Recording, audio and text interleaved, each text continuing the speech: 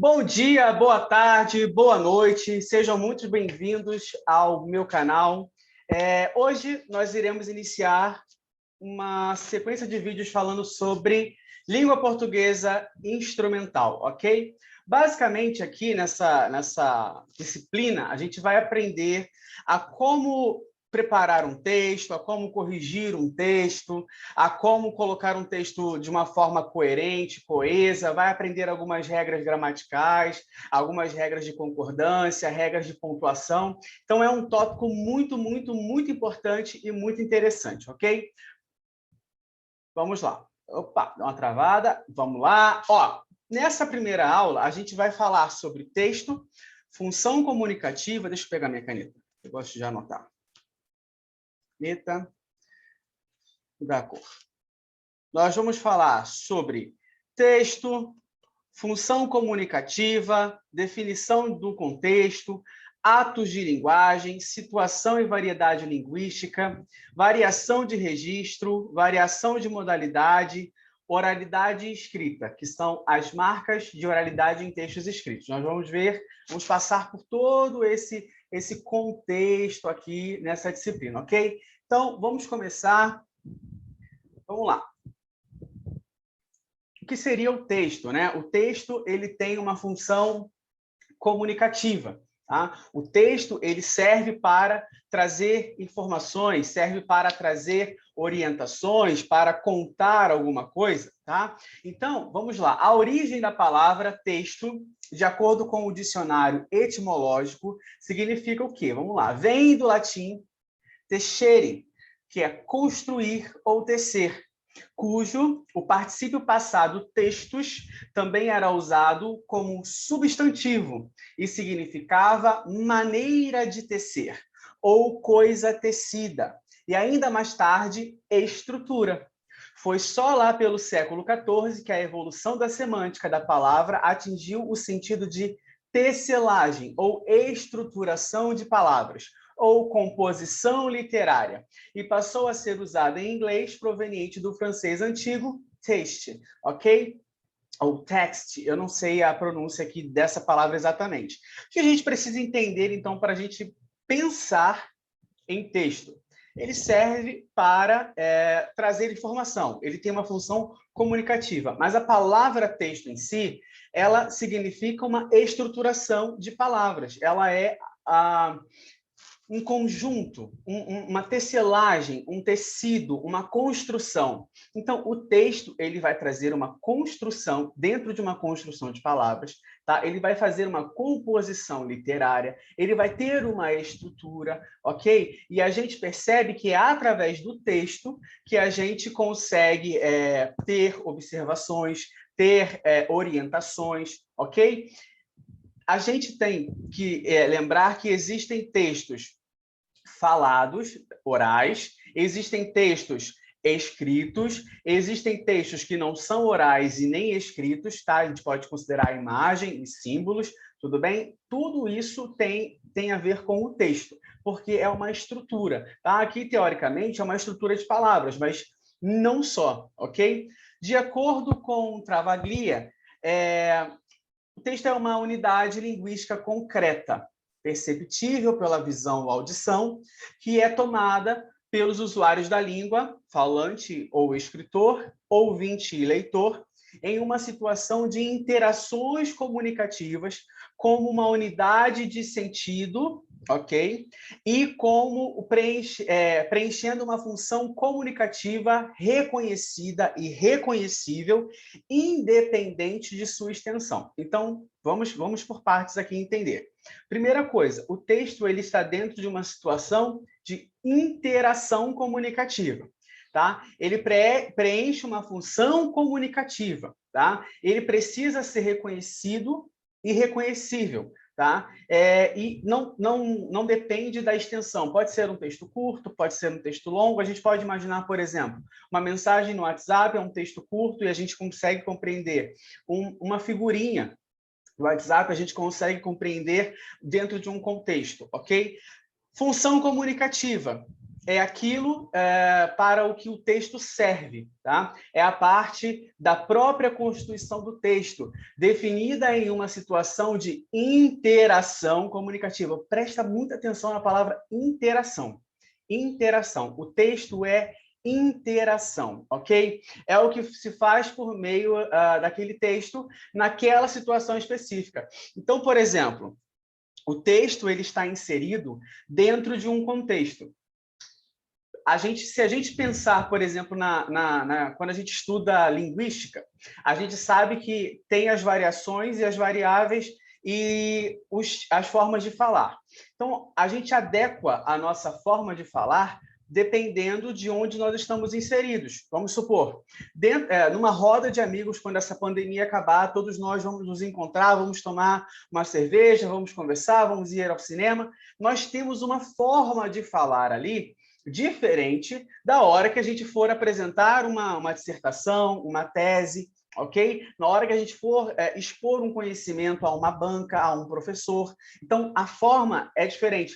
O texto vai se adequar ao contexto, ok? Beleza? Bom, a finalidade da língua é a comunicação. Mas será que basta transmitir uma mensagem para ocorrer a comunicação? Será que apenas compreender uma ideia é uma forma de comunicação? E a resposta a gente já sabe que é não, né? Vamos botar aqui, ó. Não basta. Porque eu posso, vamos supor, quando a gente está estudando uma disciplina que seja muito difícil, e o professor está falando, ou a gente está lendo aquele texto, a gente está pegando a informação, tem a informação ali, está ocorrendo, a gente sabe o que está escrito, a gente compreende as palavras, porém, a gente não está entendendo o que está sendo dito. A gente não está compreendendo. Não há uma comunicação aqui. Não está ocorrendo uma comunicação aqui. E, às vezes, eu posso compreender o que está escrito, mas não necessariamente é o correto. Então, também, não há uma comunicação aqui. Então, a comunicação é algo um pouco mais rebuscado, um pouco mais diferente do que a gente imagina. Eu posso explicar algo para você e você não entender. Então, a gente não teve uma comunicação fluida, ok? A gente não teve, não aconteceu a comunicação. Porque quando ocorre a comunicação, o que eu falo ou o que você fala para alguém é entendível, a pessoa compreende a mensagem. O que você escreve, a pessoa compreende o que foi dito, sabe? Então, muitas das vezes existem textos e contextos e histórias que a gente fica, nossa, não consigo compreender. Então, a comunicação ali fica falha, ok? Só há comunicação se uma mensagem for passada e a mesma for entendida pelo receptor. Acabei de falar isso, ok? A comunicação se dá por meio de um processo que contém elementos importantes para a realização dela. Então, existem processos comunicativos que vão trazer, que vão ter elementos dentro desses processos que vão fazer parte da comunicação, que vão fazer com que haja, com que ocorra realmente a comunicação. Então, elementos da situação que contribuem para a construção do sentido do texto. Primeira coisa, a gente sabe que para ter um texto, para ter uma comunicação, na verdade, a gente precisa de um emissor, um receptor, a gente tem a mensagem, a gente tem um canal que aquilo vai passar, podem ocorrer ruídos, podem ocorrer interferências, tá? Então, por exemplo, se eu tenho uma pessoa, vamos usar essa imagem aqui, eu tenho essa pessoa aqui e ela quer falar com essa pessoa aqui, ok? Digamos que ela está falando através do WhatsApp, tá? Tá falando através do WhatsApp e escreveu um texto gigantesco. O meio, a mensagem, isso pode ficar comprometido. De repente, se ela escrevesse resumidamente, ou se ela enviasse um áudio, desde que não fosse um áudio de 5, 6 minutos, porque aí é mais fácil ligar. Então, isso tudo pode interferir no ato de comunicação, tá? Mas a gente não vai se prender tanto a isso. Vamos entender esses elementos aqui que trazem, que ajudam na construção do sentido do texto. Teoricamente, são 5, tá? Que são os participantes da situação, ou seja, quem fala, quem escuta, ou quem escreve, quem está lendo. E a gente tem que entender, por exemplo, onde eles estão, Onde eles estão, não, porque esse seria o cenário. Quem são esses participantes? Qual é o papel que eles desempenham? Qual é a relação entre os participantes? Como esses participantes se enxergam? Como eles se imaginam? Como ele imagina o outro, ok? Como esse participante gostaria de ser visto? Aqui a gente pode, por exemplo, vamos colocar aqui, trazer um exemplo. Não, entendam, tá? Eu sei que nem todo mundo assiste, nem todo mundo consegue acompanhar, mas em algum momento da vida alguém pelo menos escutou sobre, que é o Big Brother Brasil.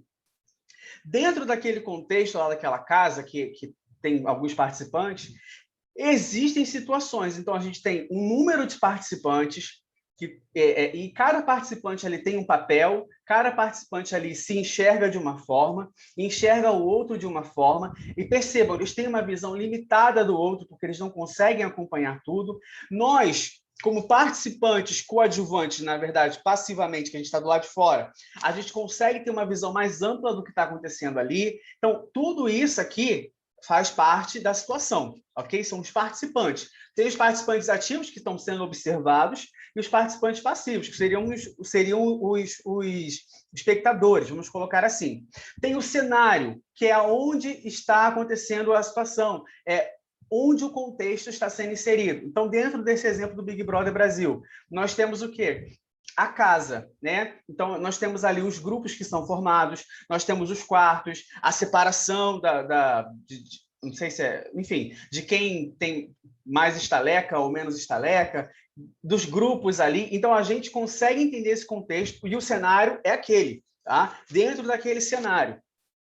A atividade que estão fazendo, lá na casa eles não devem fazer nada, mas, enfim, o que eles estão fazendo? Teoricamente, um grupo está resolvendo alguma coisa, está falando alguma coisa, está comentando alguma coisa, um outro grupo está comentando alguma coisa. A gente pode pensar também num ambiente de trabalho, tá? Onde nós temos diversos setores, então cada setor. Então, a gente pode também entender que a atividade que está sendo realizada vai depender do setor onde a pessoa está alocada. Então, por exemplo, se a gente pensa numa empresa de cosméticos, nós vamos ter um setor de produção, nós vamos ter um setor de controle de qualidade, nós vamos ter um setor de envase, nós vamos ter um setor do pessoal do escritório, de documentação, de assuntos regulatórios, nós vamos ter um setor de controle de qualidade de embalagem, de produto, de semi-acabado. Então, cada setor vai ter uma atividade e dentro desse setor terão participantes diferentes. Então, a gente começa a entender aqui elementos do texto na vida real, vamos colocar assim. Quais são as intenções desses participantes, né? O que cada um pretende dizer, pretende fazer, como cada um se enxerga, como eles calculam as suas intenções. Existem intenções que são premeditadas, existem intenções que são, sei lá, que ocorrem por algum, enfim, uma atitude não pensada, tá? Então, isso tem também a ver com os participantes dentro de um cenário, dentro de uma atividade. Então, está tudo interligado. E a entonação e os elementos paralinguísticos. O que seriam esses elementos paralinguísticos? Os gestos, as expressões faciais, as conotações. Por exemplo, quando a gente quer falar alguma coisa aqui também é muito legal que a gente consegue lembrar um pouco de figuras de linguagem. Então, eu posso muito bem falar, nossa, ele é super inteligente. Eu não estou querendo dizer exatamente que a pessoa é inteligente, estou querendo dizer o oposto. Mas o que eu falei está diferente da minha expressão. Nossa, ele é super inteligente. Nossa, que legal. Então, a minha expressão muda o sentido daquilo que eu disse. Tá? Então, às vezes, em um texto escrito, isso não fica tão claro, mas quando é, por exemplo, uma cena numa série, num filme, ou, enfim, em alguma coisa, numa comunicação face a face, né, ao vivo, a gente consegue perceber um pouco melhor isso, tá? Os sentidos de um texto não estão inseridos integralmente no próprio texto. E é isso aqui que a gente está explicando. Quando eu consigo trazer para cá elementos de fora, elementos, por exemplo, de uma empresa, elementos do Big Brother, elementos da minha casa. Você pode pensar na sua casa, se você é casado ou se você mora com seus pais, enfim. Meu esposo cuida de uma parte, minha esposa cuida de uma parte, meus filhos fazem uma parte, meu pai faz uma parte, minha mãe faz uma parte. Cada um tem uma atividade, ou deveria ter uma atividade, dentro daquele contexto, dentro daquele cenário da casa. Tá? Então, nós temos os participantes, nós temos um cenário, cada um tem uma atividade, cada um tem a sua intenção, cada um vai ter o seu gesto, a sua expressão facial. Você sabe quando o seu respectivo, a sua respectiva, está meio bolado com você. Você já consegue entender. No meu caso, eu fico em silêncio, eu não falo nada, fico na minha. A criatura já entende que eu não estou de boa. Então, a gente já consegue entender por esses elementos paralinguísticos, ok? Então, isso aqui, o sentido do texto, ele não está inserido integralmente no próprio texto, tá? Porque são o resultado da atividade dos participantes da interação, os quais levam em conta, além do material textual em si, uma multiplicidade de fatores situacionais. São constituintes do sentido do enunciado as condições de produção, tá? Cadê? E os objetivos visados na interlocução. Então, o que são condições de produção? O tempo, o lugar, os papéis representados pelos interlocutores, as imagens recíprocas, as relações sociais. Tudo isso aqui vai interferir, vai trazer não é interferir bem, mas vai compor o sentido do enunciado. Então, o tempo, por exemplo, eu dei um exemplo do Big Brother. Então, é algo que está acontecendo agora. A gente pode falar, por exemplo, da guerra da Síria. Então, é algo que acontece lá desde 2011 e perdura durante muito tempo. A gente pode falar, por exemplo, da pandemia, que acontece desde 2019, teve um início e ainda não acabou. Então, a gente tem o tempo, a gente tem o lugar, a gente tem os papéis, ok? Tudo isso compõe o sentido do enunciado. Vamos falar aqui agora dos fatores que atrapalham a comunicação. Beber um gole aqui no meu café. Por exemplo, todo mundo tem vizinho, eu acredito nisso. Geralmente, quando você começa a estudar, eu vou falar, por exemplo, aqui de casa. Na hora que eu estou gravando aula para vocês, o trem passa, o vizinho chega com o carro, buzina, a criança chora, o cachorro late, o papagaio pia, não sei o que o papagaio fala, canta, fala, sei lá. Enfim, existem coisas que acontecem que vão atrapalhar a comunicação, ou que podem não atrapalhar necessariamente, mas podem interferir na comunicação. Dentro de um texto escrito, ou dentro de um texto falado, ou dentro de uma imagem, nós temos podem ocorrer esses fatores que atrapalhem. Vamos pensar, por exemplo, no ruído, que é qualquer intervenção que atrapalhe a transmissão de uma mensagem. Eu posso ter o som alto, atrapalhando na hora que você estiver falando, ou eu estiver falando, pode ter a TV ligada, os vizinhos podem estar falando alguma coisa. E, gente, a gente também tem que entender que o que o vizinho faz pode me atrapalhar, mas dependendo do horário, tá tudo bem, né? Tá dentro da lei. Mas incomoda, atrapalha, mas a gente tem que respeitar. Por exemplo, se eu estou dando uma palestra, e isso aqui é algo que me incomoda um pouco, porque, enfim, eu sou aquariano, e aquariano tem essa questão de usar roupa meio esquisita. Então, a roupa, de repente, pode atrapalhar a comunicação que eu quero dizer.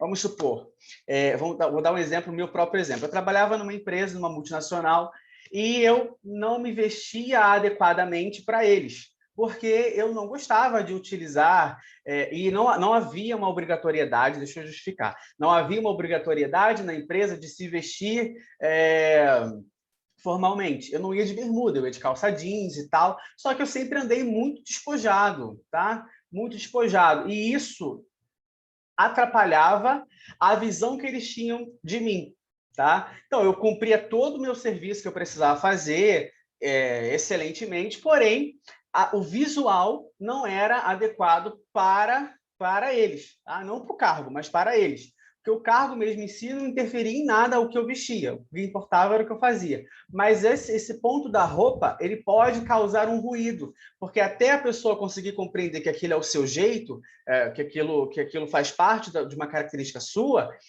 pode atrapalhar na hora da transmissão da mensagem. Então, por exemplo, se você tem um palestrante que está com uma roupa muito extravagante, de repente você demore a prestar atenção no que ele está falando por causa da roupa, tá? Então, isso pode causar um ruído. Uma outra coisa que pode atrapalhar, a entropia. A entropia é uma mensagem desordenada. A gente faz muito isso na oralidade. Quando a gente está conversando com alguém, a gente está comentando alguma coisa, do nada a gente para, deixa eu te contar, antes que eu esqueça. E você entra num outro assunto que não tem nada a ver com o início, com o assunto que você estava inicialmente falando, você interrompe e depois você volta para aquele assunto que você estava falando. Enfim, não tem uma conexão. Você fala de muitas coisas e, ao mesmo tempo, você não está falando de nada. E isso é entropia. Ok? E a gente tem a redundância, que é a repetição de uma mesma mensagem com outras palavras.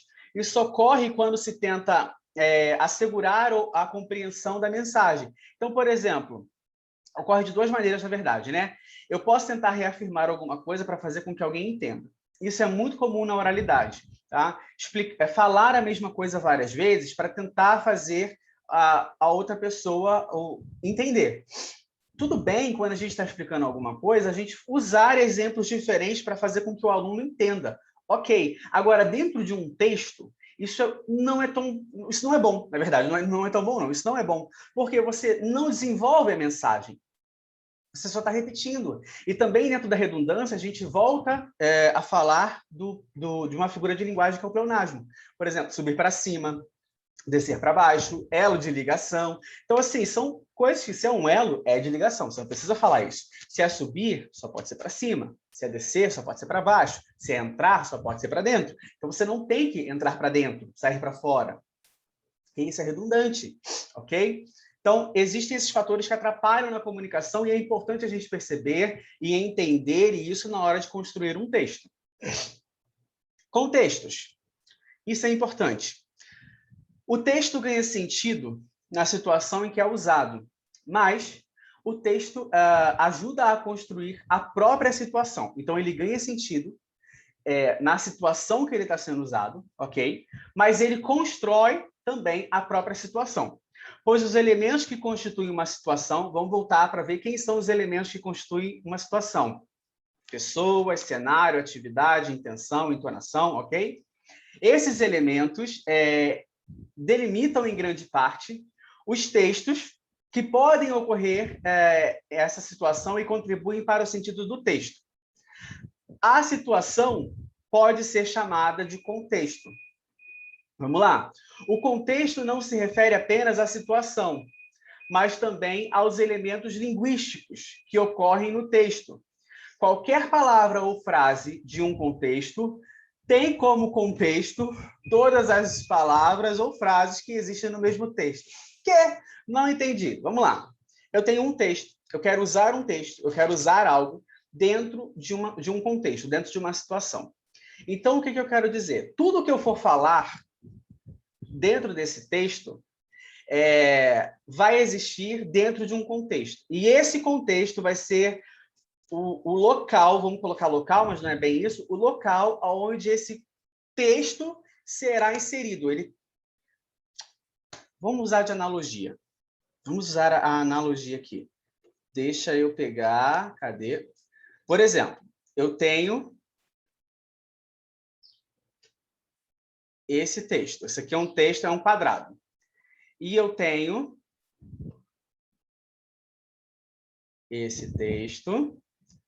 Eu tenho esse texto. Eu tenho esse texto. E eu tenho esse texto. Aqui é um contexto, tá? Qual desses textos aqui se insere melhor nesse contexto? Esse. Tá? Então, o que eu quero dizer? Que o texto ocorre em uma situação, tá? O texto ocorre em uma situação, mas o texto constrói a situação. O texto ele ganha sentido na situação em que ele é usado, que isso aqui é só um texto, é só um texto, um quadrado. Mas quando ele é usado aqui, ele ganha sentido. Mas esse texto, ele ajuda a construir isso aqui, ok? Deixa eu botar aqui para não ficar confuso. Ele ajuda a construir isso aqui. A gente pode pensar, por exemplo, nos advérbios. Eu também trouxe os modal verbs. Por que eu trouxe advérbios e modal verbs? Modal verbs são os verbos modais lá do inglês. Por exemplo, can, could, should, will, want, would. Dependendo, esses modal verbs, eles geralmente podem trazer uma ideia de possibilidade, probabilidade, permissão, habilidade, tá? Proibição. Só que, por exemplo, o can, que é o poder ou ter habilidade, dependendo do contexto, ele quer dizer que eu posso fazer alguma coisa. Dependendo do contexto, ele pode dizer que eu sei fazer alguma coisa. E a mesma coisa os advérbios. Eu posso, por exemplo, ter um advérbio, por exemplo, o advérbio absolutamente. Inicialmente, ele é um advérbio de negação, mas dependendo do contexto, ele pode ser usado como um advérbio de afirmação. Então, as partes, o contexto, vai fazer com que eu entenda as partes do texto. Eu espero que isso tenha ficado claro. Se ficou claro, deixa aqui, ó, hashtag ficou claro. Tá? Vamos lá. Existem 3 tipos de contexto: o contexto situacional, o contexto linguístico e o contexto de cultura.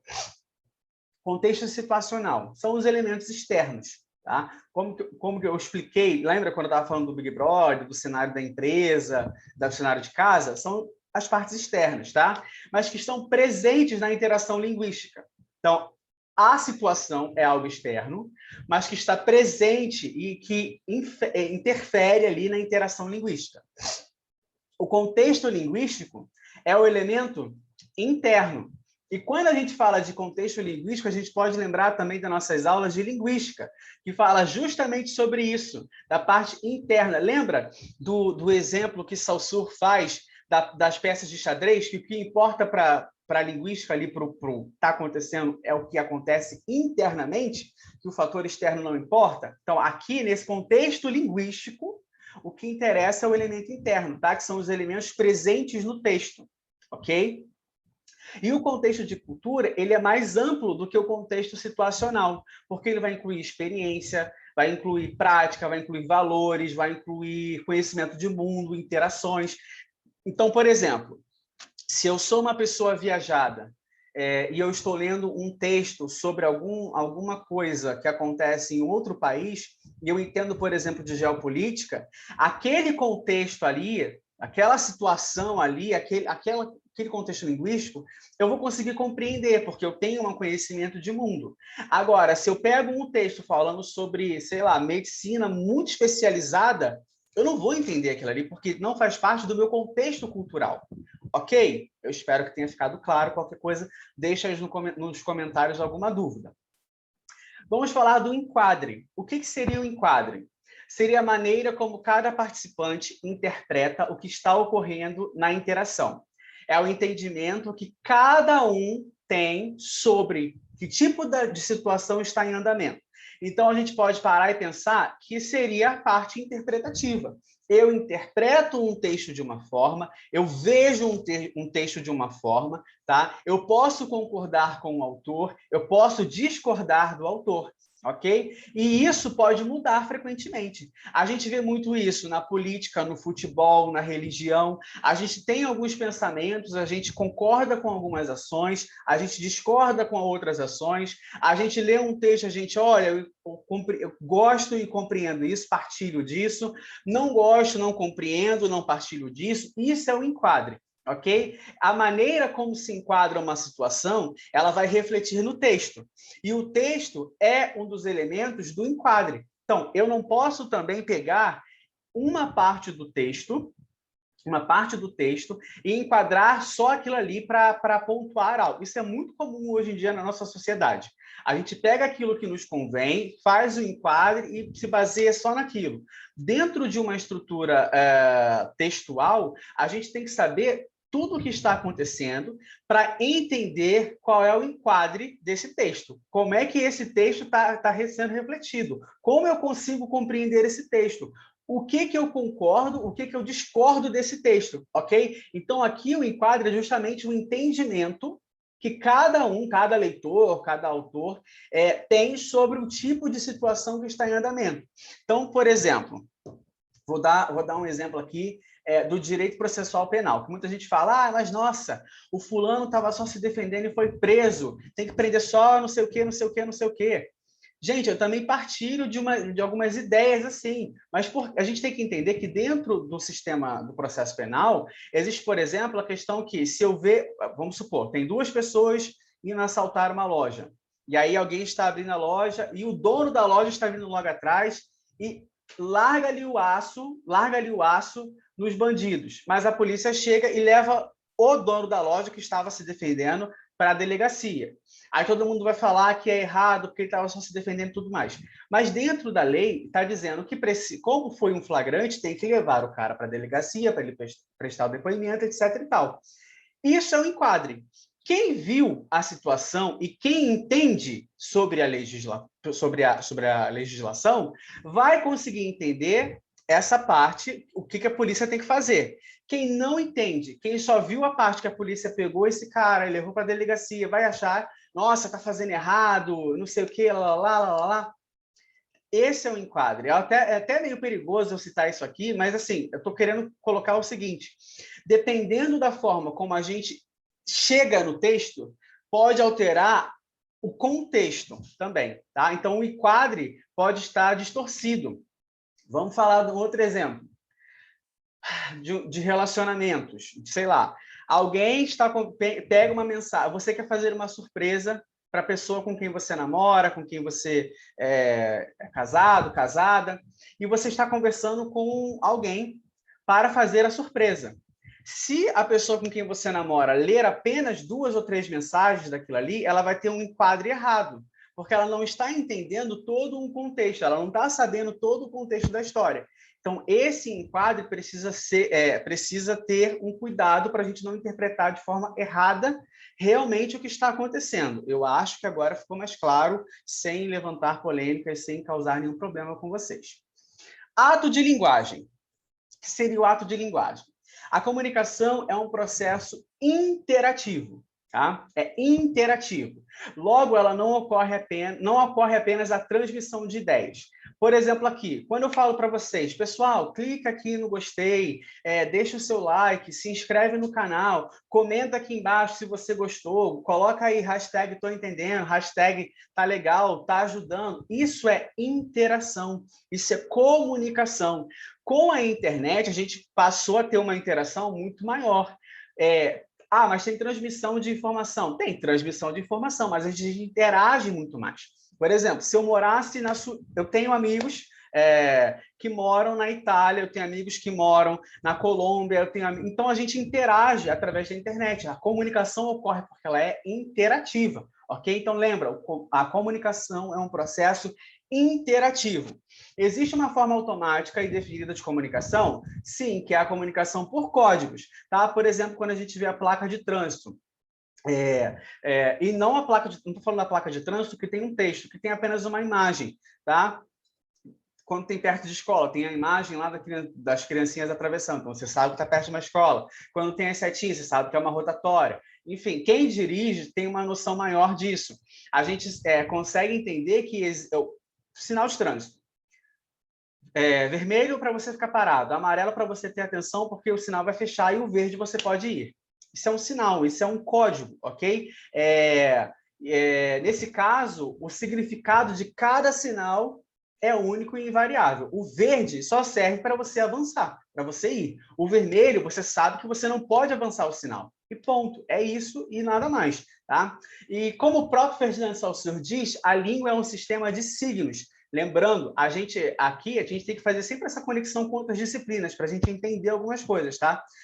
O contexto e a situação vão influir no ato da linguagem e interação, e a gente viu isso.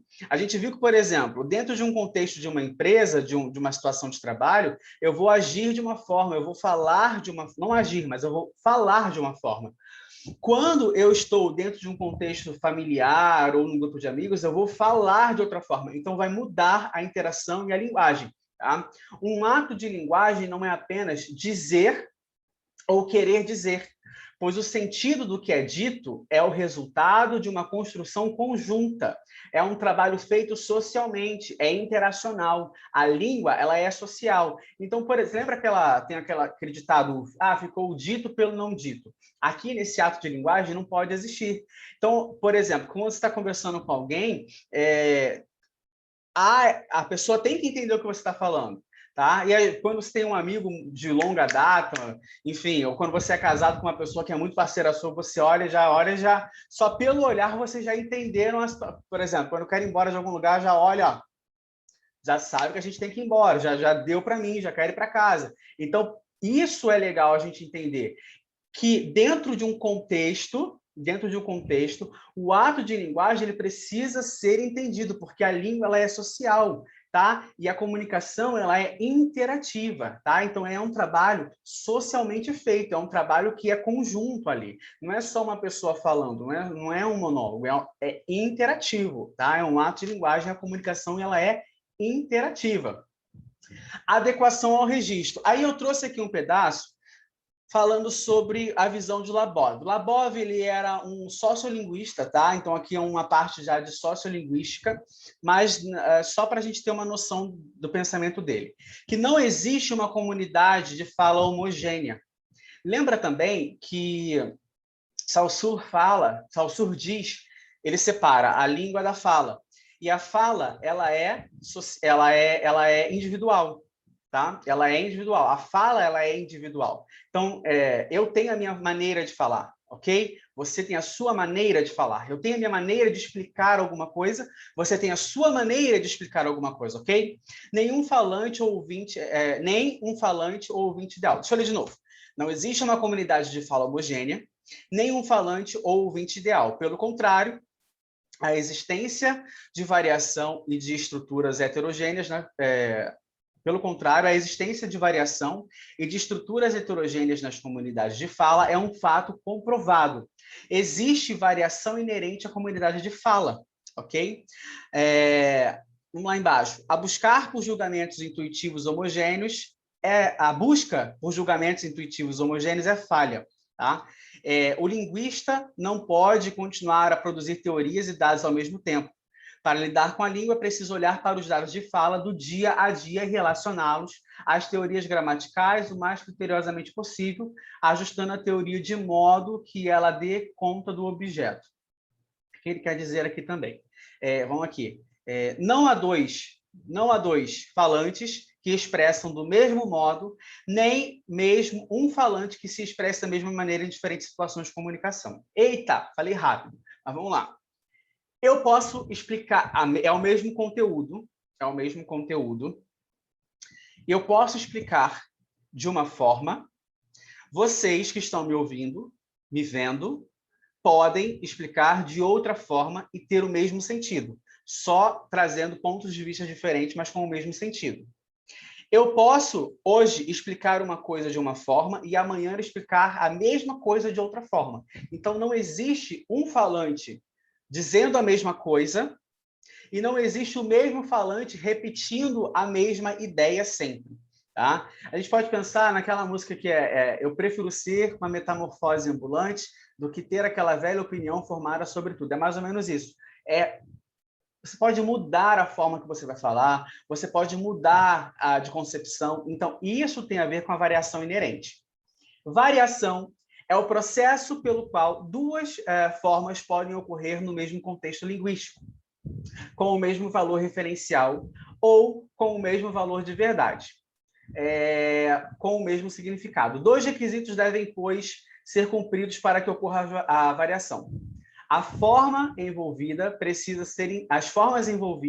precisam ser intercambiáveis no mesmo contexto e manter o mesmo significado. O que é a variação? Eu posso falar a mesma coisa com outras palavras. Eu posso falar a mesma coisa com outras palavras sem perder o significado. Mas aí não seria redundância? Lembra do exemplo de que quando eu estou explicando algo a alguém, eu posso explicar uma coisa primeiro, dar um outro exemplo sem perder a noção do significado que eu falei antes. tá? Existe ainda o conceito de variedade, que não deve ser confundido com o de variável ou de variante. Variedade representa a fala de uma comunidade de modo global, considerando-se todas as suas particularidades, tanto categóricas quanto variáveis. É o mesmo que dialeto ou falar. A variedade tem a ver com o dialeto, tem a ver com o dialeto, com os tipos de fala, com as formas de falar, ok?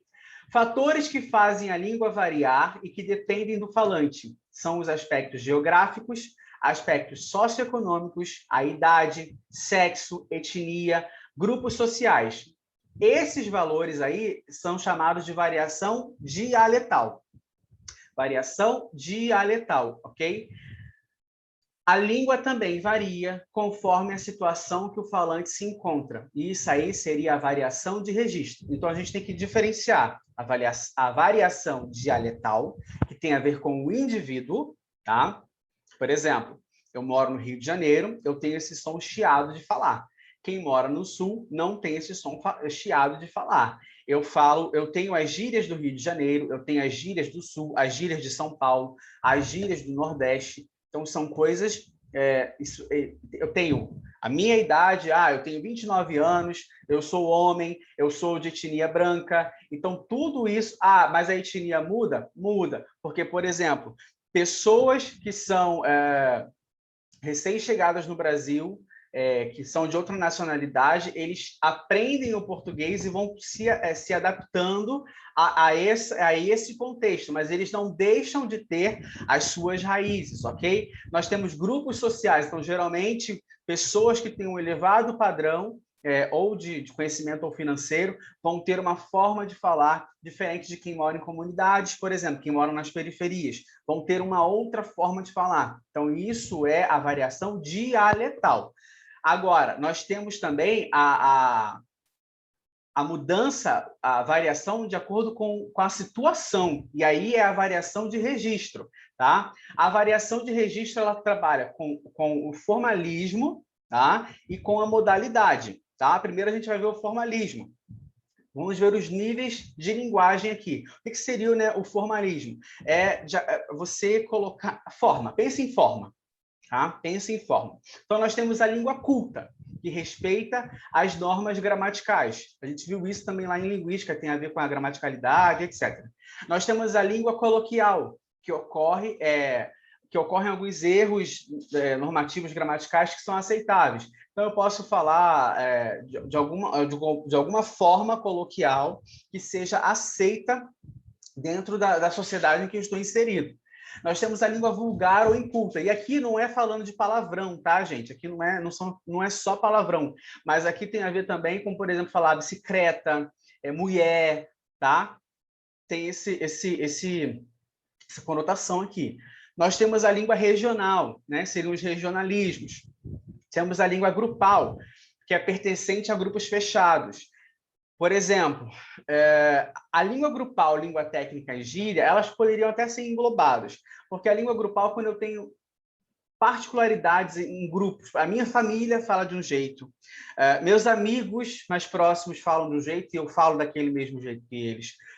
Pessoas que estudam matemática, sei lá, falam de uma forma, pessoas que estudam antropologia falam de outra forma, então, grupos fechados. A linguagem técnica tem a ver com um grupo específico também. Então, pessoas que são da área de química vão ter conhecimento sobre termos técnicos que outras pessoas não têm. Pessoas que são da área da linguística vão ter conhecimento sobre termos técnicos que outras pessoas não têm, ok? E as gírias que têm a ver com grupos fechados, caracterizados como tribos ou comunidades. Os skatistas falam de um jeito, os pagodeiros falam de um jeito, os funkeiros falam de um jeito, e isso tem a ver com o formalismo, a forma, tá? E aí, por exemplo, dentro de um texto que eu estou escrevendo, por exemplo, um artigo científico, eu tenho que usar o quê? A forma o quê? Da língua culta, tá? E, de repente, dependendo da minha área, eu tenho que usar uma linguagem técnica, tá? Para um grupo específico. Então, isso vai trazer esse formalismo, ok? E nós temos a variação de registro no tópico de modalidade. A gente viu lá, quando a gente estuda a base da cultura ocidental, que tudo começa com a oralidade, tudo começa com a fala. E depois vem a parte escrita, né? Depois começa-se a escrever. Então, a fala e a escrita, elas são usadas em condições diferentes. Elas são usadas em tempos diferentes, tá? Então, a fala é a linguagem oral, é a linguagem menos planejada, ela é mais espontânea, ela é interativa, tá? Ela possui sinais paralinguísticos, por exemplo, gestos, expressões. Lembra que eu falei, ai, nossa, ele é muito inteligente. Tem essa expressão, porque eu estou falando, eu falo uma coisa, mas eu quero dizer outra coisa, ok? Possui hesitações, repetições, retificações e redundâncias. A gente percebe isso quando a gente está dando aula. A gente sabe o que a gente quer falar, mas na hora vem uma outra ideia, a gente faz um pouco porque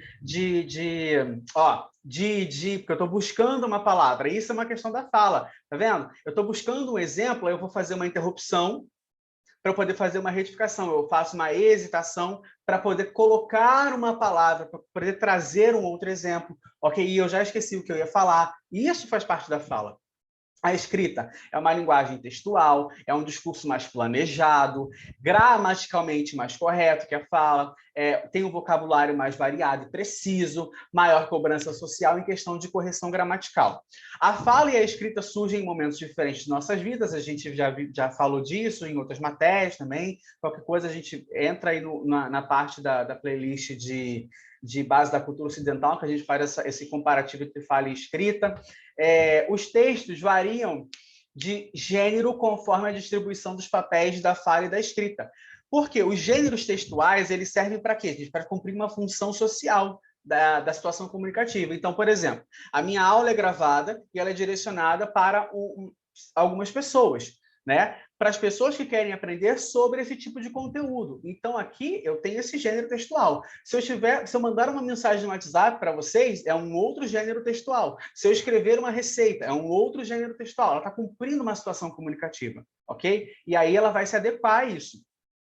A adequação ou retextualização é a passagem do texto falado para o texto escrito, não sendo um processo mecânico, pois envolve operações que interferem no código e no sentido. A gente vai entender isso melhor.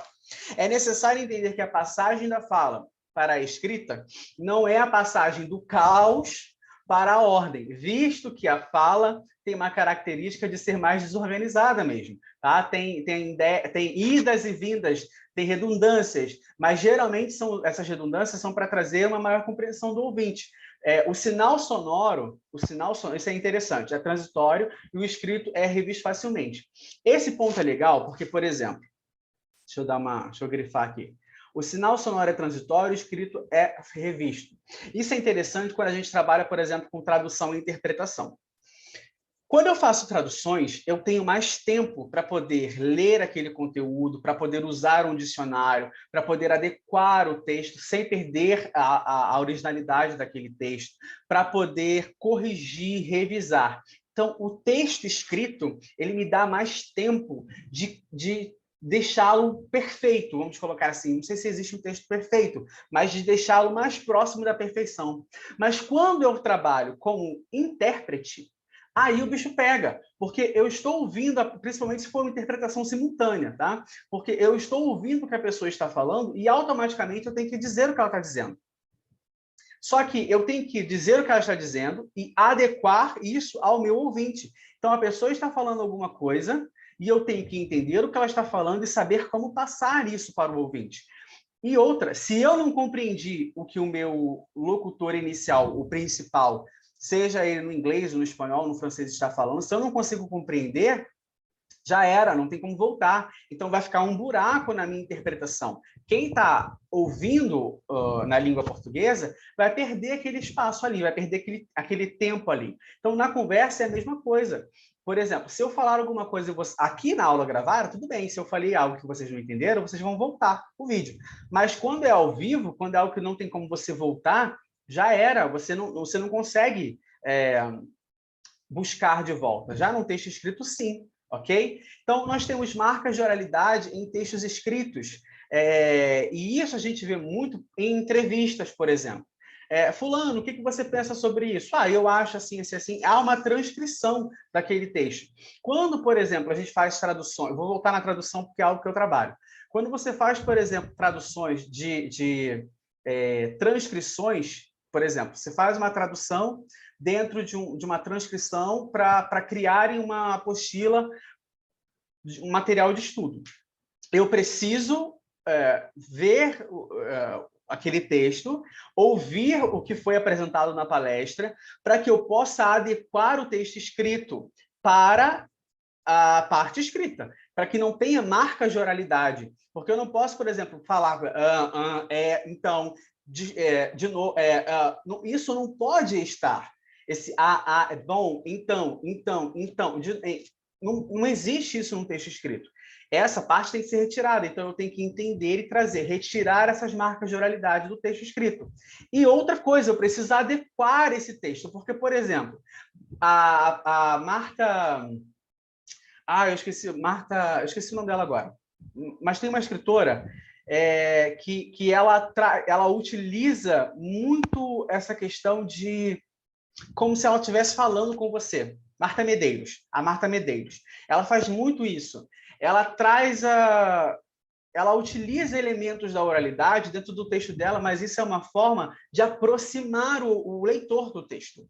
Tá? Ela é colunista também, então ela te convida a pensar junto com ela. Você sabe, entendeu?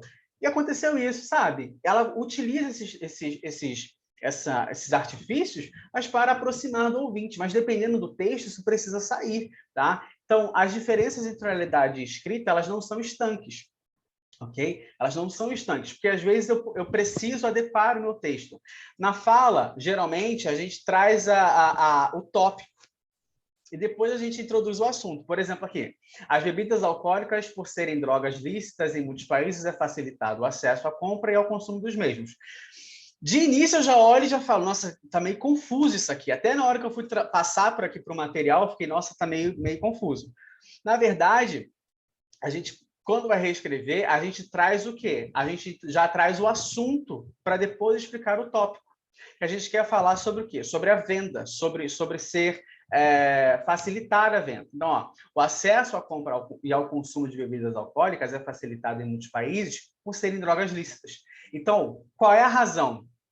Por serem drogas lícitas, ok? Eu trago justamente a causa, a consequência eu trago primeiro e depois eu trago a causa. Na oralidade, não, eu trago a causa e depois a consequência, ok? Na fala, nós usamos muito conectivos que demonstram marcação de tempo. Isso é muito comum. Aí eu fui lá, daí ele chegou, e então, e aí, daí. Na escrita, a gente vai trocar isso, de repente, por alguns advérbios, por algumas conjunções que são conectivos, ok? Para trazer a ideia, por exemplo, e nem deu para terminar o assunto. Eu posso trocar isso por eu não consegui, eu não pude. Posso utilizar, aí eu fui lá na casa dela. Hoje, advérbio de tempo, eu fui até a casa dela para conversarmos, mas o pai dela, ao invés de falar, daí o pai dela chegou, eu falo, mas o pai dela chegou e interrompeu o assunto. Eu uso essa conjunção adversativa para trazer uma ideia de oposição. Então, eu fui para fazer alguma coisa, mas eu não consegui fazer. Tá? Se eu quisesse falar que eu fui e o pai dela chegou, mas eu consegui resolver, eu usaria uma outra conjunção, uma conjunção concessiva. Embora o pai dela tivesse chegado, a gente conseguiu conversar. Nós conseguimos conversar. Então, assim, a gente tem que observar isso, ok? Da oralidade à escrita. Antes de qualquer transformação textual, ocorre uma atividade cognitiva chamada de compreensão. Quando a gente está aprendendo algum outro idioma, a primeira coisa que a gente tem que fazer é compreender. A gente trabalha a compreensão, depois a gente trabalha a fala, depois a gente trabalha a leitura e depois a escrita. Tá? Então, a escrita, teoricamente, ela seria a última coisa a ser aprendida, a ser praticada. Tá? Antes de começarmos o processo de retextualização, faz-se necessário entender o que está sendo dito, o que se quer dizer, e depois proceder com alterações lexicais e estruturais. Esse fato comprova que a linguagem é uma atividade sócio-interativa. Então, é justamente isso, eu preciso compreender. Lembra assim, toda vez que eu quero aprender sobre alguma coisa, seja um idioma, seja uma matéria, eu vou compreender primeiro, eu vou falar sobre isso, eu vou ler sobre isso e depois eu vou escrever. É um processo, ok? Então, aqui nós temos as operações de transformação do texto falado, para o texto escrito.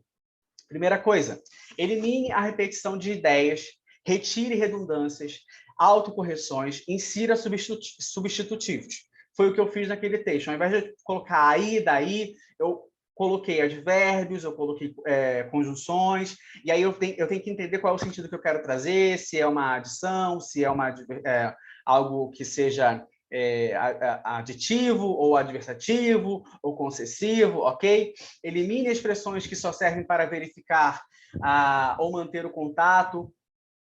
Depende aqui do texto. Se você quer trazer um texto que vai se aproximar mais do seu leitor, ok, tudo bem. Mas se não, é necessário retirar o entendeu, sabe? Está conseguindo compreender? Então, isso você precisa retirar. Elimine hesitações e reparos, explicite de modo completo os sentidos e reconstrua de forma clara as estruturas truncadas, as estruturas que são difíceis de serem entendidas. Então, você vai explicar, vai empregar palavras e expressões exatas, vai construir frases completas, vai reordenar sintaticamente, vai corrigir erros de concordância e de regência, vai tirar o discurso da linguagem direta, né, para a indireta, ok? A gente deve lembrar também que toda essa solução que a gente está montando não pode descaracterizar o texto, não pode perder o sentido original do texto. Então, quando a gente, por exemplo, trabalha com tradução ou com revisão textual, a gente não pode mudar o sentido daquilo que está sendo dito. A gente pode melhorar, a gente pode organizar, a gente pode corrigir, sem tirar a ideia, sem tirar o significado original, o sentido original do texto próprio, tá? Isso principalmente quando a gente está trabalhando com uma revisão textual de outra pessoa, quando a gente está trabalhando com tradução traduzindo um texto de outra pessoa. Então, isso a gente tem que tomar muito cuidado.